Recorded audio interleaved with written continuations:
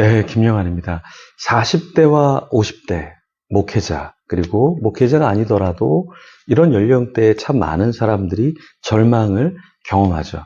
왜 이런 절망감, 좌절감, 무기력 이런 것을 경험할 수밖에 없을까요?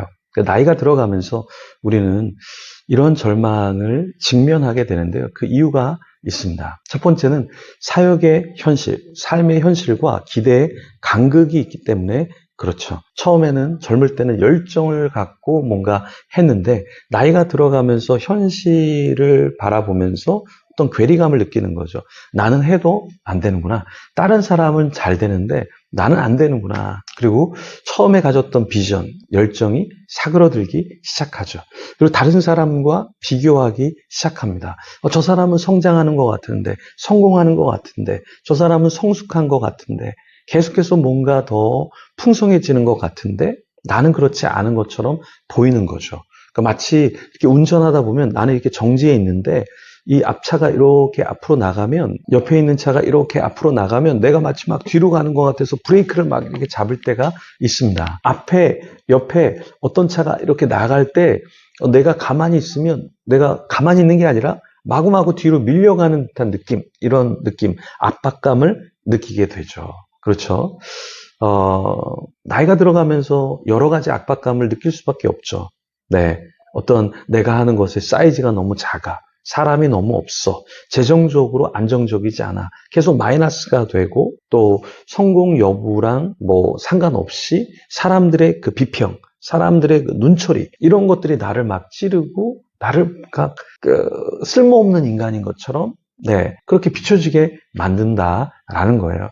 그래서 이 30대 때도 그렇고 40대, 50대가 되면 우린 인생의 절망을 직면할 수밖에 없다라는 것이죠. 왜냐하면 세상은 여전히 성과를 따지고 너 얼마나 큰 목회해, 너 얼마나 큰 비즈니스해, 너 얼마나 유명해, 얼마나 인기 있어 이런 것들을 세상이 여전히 잣대로 우리에게 잣대로 들이대는 면이 있기 때문에 그런 것이죠. 그러면 우리는 어떻게 이것을 이겨낼 수 있을까요? 먼저 목표를 작게 잡아야 됩니다. 그러니까 내가 예를 들어서 개척을 한다. 그랬을 때 나는 한 명 목회할 거야. 한 가족 목회할 거야. 작은 공동체를 추구해야지. 이런 목표가 굉장히 작으면 그러면 떳떳해지고 사람들의 눈총이나 시선이 그렇게 크게 신경 쓰이지 않습니다. 그러니까 내가 이렇게 이뤄낼 거야. 사람들에게 말하고 사람들의 기대에 부응하려고 하는 게 아니라 하나님이 나에게 무엇을 요구하셨지? 왜 내가 이거를 하려고 했지? 그래, 나는 이 목표야. 나는 이 비전이야. 이게 좀 명확하면 된다라는 것입니다. 그러면 우리는 지치지 않는다. 어떤 사람은 10,000명 목회를 하고 어떤 사람은 1,000명 목회를 하고 어떤 사람은 100명 하고 근데 나는 10명 해도 괜찮아. 1명 해도 괜찮아. 그냥 나 혼자 하나님 앞에서 나가도 괜찮아. 그러면 흔들리지 않는다라는 것이죠.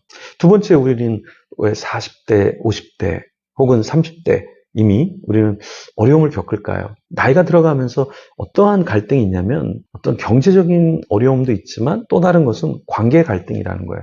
그러니까 거리가 멀어지는 거죠. 나랑 친했던 사람들이 멀어져요. 왜냐하면 그 사람들도 가치관이 생기고 또 영역이 생기고 가야 될 길이 있기 때문에 내가 예전에는 함께 있었지만 서로 다른 어떠한 방향성 그리고 관심사가 있기 때문에 거리감이 생긴다라는 거예요. 근데 이 거리감을 우리가 견뎌내지 못하고 갈등으로 우리가 인식할 수도 있고 실제로 거리감이 생기면 갈등이 일어날 수밖에 없기 때문에 다 이해를 받는 것이 아니니까 다 지지를 받는 게 아니니까 결국에 나는 외로움, 고립성 이것을 느낄 수밖에 없다라는 것이죠. 그리고 나이가 들어가면 뭐 이런 거리감이 밖에 있는 사람에게만 있는 게 아니라 또 어떻습니까? 나이 드신 부모님하고도 거리감이 생길 수 있고 자녀에게서도 거리감을 느낄 수 있고 배우자 사이에도 거리감을 느낄 수 있어요. 예전에는 조금 더 발랄했는데 예전에는 조금 더 챙겼던 것 같은데 무관심하네. 사랑이 식었어.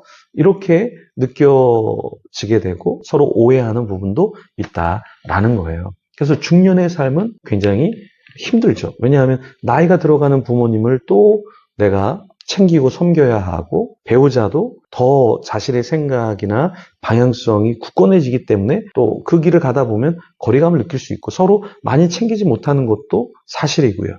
그렇죠? 또 자녀는 사춘기에 있게 되고, 그러니까 중년의 남성은 사춘기 자녀, 나이 들어가는 부모님, 노부모님, 치매가 있으시게 되고, 또 건강적으로 챙겨줘야 되는 그런 부모님이 계신 거고, 배우자인 아내는 또 갱년기가 와서 더 챙겨야 되고, 더 많은 말을 들어야 되고 하는 상황에 처하게 된다라는 거예요. 그렇죠? 자, 그럼 또 어떤 문제 때문에 우울, 공황, 혹은 무기력 이런 것이 40대, 50대 우리에게 찾아올까요? 사역의 한계, 미래에 대한 불확실성, 이것이 우리를 찾아온다라는 것이죠. 사역의 한계. 그러니까 내가 일을 하는데 한계를 체감할 수밖에 없잖아요. 한계를 증명할 수밖에 없잖아요. 왜요? 사회가 경제적으로, 사회적으로 힘드니까 그게 우리에게도 여전히 어려움으로 다가오게 된다라는 거죠. 그리고 또 이 문화를 또 읽어내야 되는데 문화가 너무 빨리빨리 바뀌고 기술도 너무 빨리빨리 바뀌고 하다 보니까 우리가 이 기술을 따라갈 수도 없고, 그렇죠? 지식도 너무나 빨리 바뀌고 있고, 이러다 보니까 어떻습니까? 뒤처지는 것 같은 그런 느낌인 거죠. 자, 그럼 우리는 어떻게 이런 어려움을 극복할 수 있을까요? 첫 번째는 하나님과의 친밀감을 회복해야 된다. 사람과 어떤 일과의 친밀감보다 하나님과의 회복된 친밀감이 우리에게 있어야 한다라는 것이죠. 두 번째는 무엇입니까? 사역의 본질을 회복해야 된다. 그러니까 내가 왜 개척을 했는가? 내가 왜 이 비즈니스를 하는가? 내가 왜 이 일을 하는가?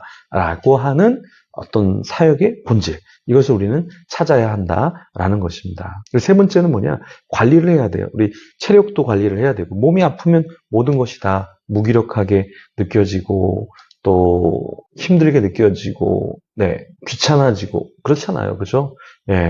밤에, 페북, 인스타, 어떤 유튜브, 어떤 글을 쓰는 거, 누구에게 문자를 보내고 이런 거 다 건강할 때 가능하잖아요. 그죠?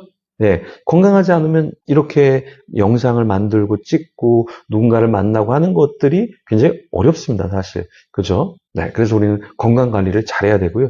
또 동료, 함께하는 사람들을 잘 챙기고 함께 연대해야 한다라는 것이죠. 나이가 들어가면서 모르는 사람을 많이 만나는 것보다 알고 있는 사람들을 더 연락하고 더 소통하고 더 챙기는 것이 필요한 것 같습니다. 그래야 나도 회복되고 주위에 있는 사람들도 어렵잖아요.